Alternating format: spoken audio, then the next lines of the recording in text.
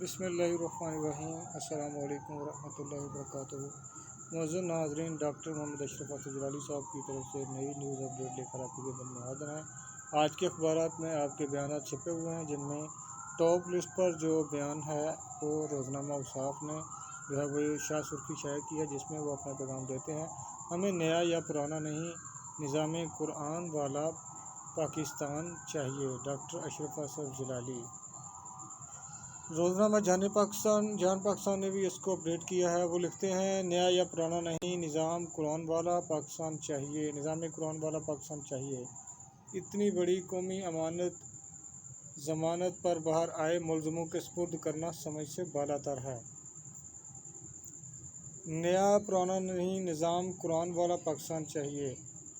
Corruption کے سورما پھر مسلط، ملک کی باغ ڈور بااعتماد افراد کو ملنی چاہیے۔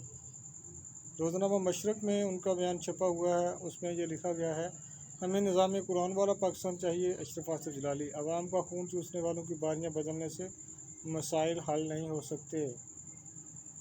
روزنامہ سما اپڈیٹ کرتے ہوئے رپورٹ کرتا ہے: ہمیں نیا یا پرانا نہیں، نظام قرآن والا پاکستان چاہیے، اشرف جلالی۔